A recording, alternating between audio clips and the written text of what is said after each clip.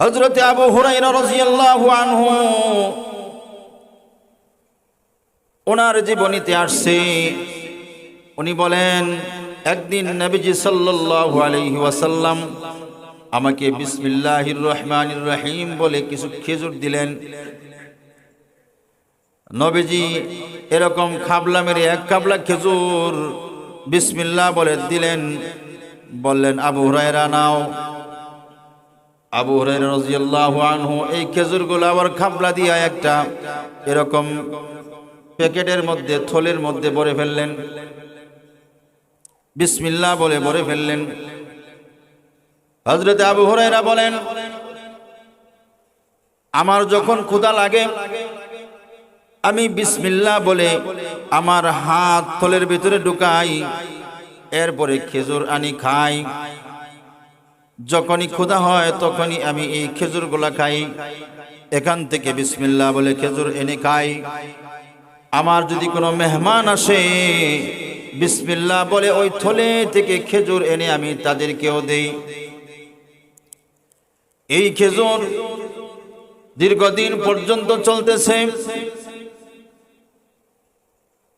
কারণ এক নম্বর কারণ হলো এই খেজুরের মধ্যে নবীজি সাল্লাল্লাহু আলাইহি সাল্লামের হাত মুবারকের পরশ লেগে গেছে। দুই নম্বর হলো এটার ভিতরে বিসমিল্লাহর বরকত লেগে গেছে, কারণ এইটার শুরুতে তো স্বয়ং নবীজি সাল্লাল্লাহু আলাইহি ওয়াসাল্লাম বিসমিল্লাহ বলেছেন। হযরত আবু হুরায়রা বলেন আমি এই খেজুর রাসূল সাল্লাল্লাহু আলাইহি ওয়াসাল্লামের যুগ নবীজি যতদিন বেঁচে ছিলেন ততদিন পর্যন্ত আমি বিসমিল্লাহ বলে এই থলে থেকে খেজুর নিজে খেয়েছি এবং আমার আত্মীয় স্বজন সকলকে দিয়েছি। যেরকম সুবহানাল্লাহ। নবীর যুগ শেষ হইল, তারপরেও বরকত শেষ হয় নাই।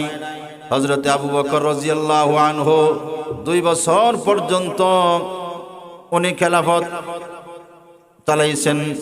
2 বছর পর্যন্ত উনি রাষ্ট্র পরিচালনা করেছেন। উনি ছিলেন প্রথম খলিফা। আমি 2 বছর পর্যন্ত এখান থেকে এই থলে থেকে বিসমিল্লাহ বলে হাত ঢুকাইয়া খেজুর বের করে নিজে খেয়েছি এবং আমার মেহমানদেরকেও দিয়েছি। হযরত আবু বকর রাদিয়াল্লাহু আনহুর খেলাফত কাল শেষ, এরপরেও আমার থলের বরকত শেষ হয় নাই, খেজুরের বরকত শেষ হয় নাই। হযরত ওমর রাদিয়াল্লাহু আনহু 10 বছর পর্যন্ত উনি রাষ্ট্র পরিচালনা করেছেন। এই 10 বছর পর্যন্ত আমি আবু হুরায়রা এই থলের থেকে খেজুর নিজে খেয়েছি এবং আমার মেহমানদেরকে দিয়েছি। হযরত ওমর রাদিয়াল্লাহু আনহুর খেলাফত কাল শেষ, হযরত উসমান রাদিয়াল্লাহু আনহুর খেলাফত শুরু হলো। হযরত উসমান রাদিয়াল্লাহু আনহুর খেলাফত কালেও আমি এই থলে থেকে বিসমিল্লাহ বলে খেজুর বের করতাম, নিজেও খাইতাম এবং আমার মেহমানদেরকেও দিতাম। যেদিন হযরত উসমান রাদিয়াল্লাহু আনহু দুনিয়া থেকে বিদায় হয়ে গেলেন, ওনাকে হত্যা করা হলো, তিনি শাহাদাত বরণ করলেন। আমি থলের মধ্যে হাত দিয়ে দেখি থলের মধ্যে আর একটা খেজুর অবশিষ্ট নাই, থলেতে আর কোনো খেজুর নাই।